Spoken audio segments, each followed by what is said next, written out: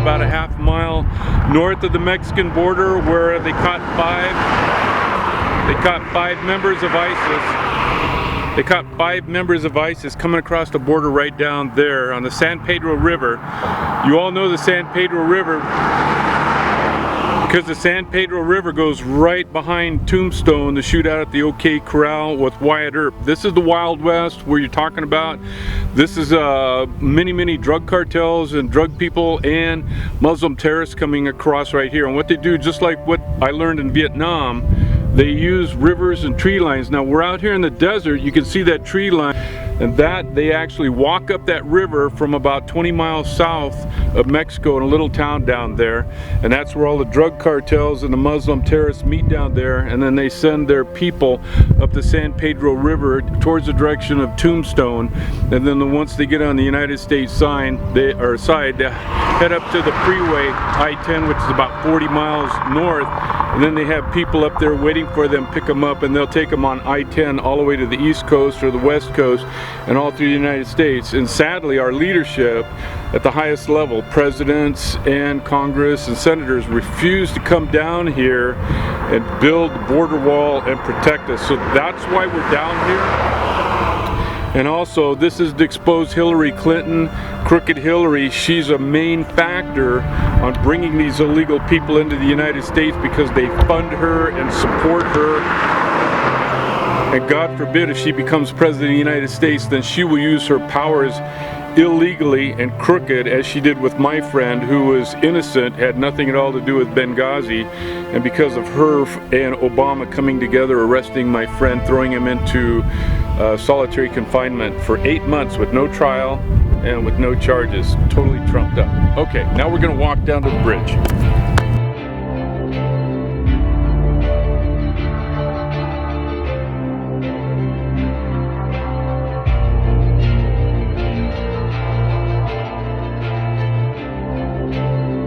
San Pedro River again, here on a bridge. We're just south of Tombstone, you know, the OK Corral, Wyatt Earp, and we're on the San Pedro River. Right behind me is the dry bed of the river, and we are astounded. It looks like a stampede, not of cows, but of human beings.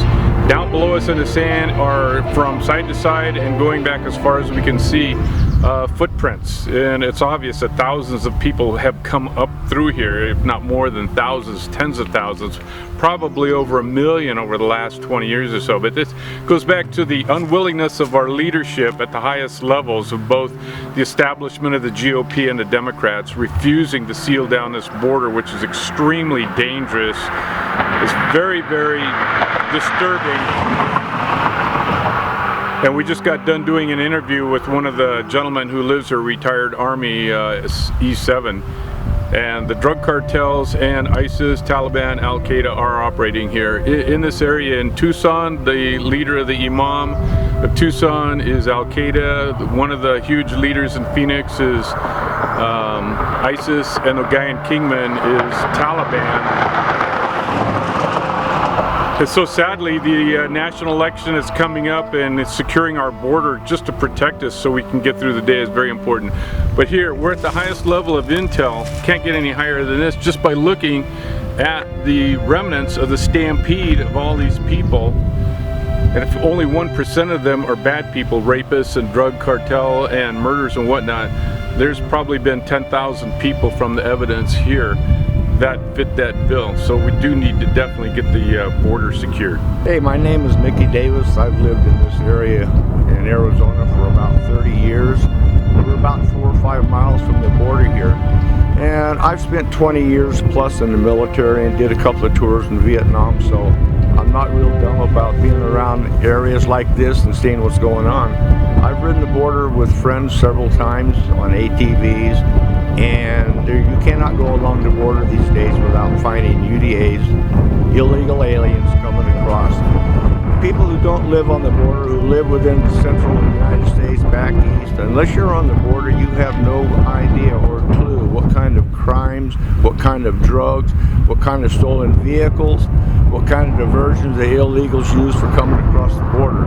Many times over here in the Mexican border, they'll set fires just to get a diversion for emergency services so they can draw the police off, the emergency services off, and either send drugs or illegal aliens over the Huachuca Mountains here that we're talking about outside of Palominas, Arizona. So what we need the government to do, instead of dog and pony shows down at Yuma and riding in these nice air-conditioned ATVs and everything, they need to come down and ride with a couple of these Border Patrol guys with no advance warnings and ride the border and see the real things that are going on, instead of what the liberal media seem to want to put out about how we should be loving these people that are coming across the border and make a way for them in the United States for their lives. There's no way this can happen. They're going to have to stop the influx from all countries that are coming in this border unless they start getting on the waiting list like they're supposed to do legally. My advice to everybody out there right now is to start paying attention to what's going on at the border and seeing the type of people that are coming across. The acts of vagrancy and stealing and theft and drugs needs to stop.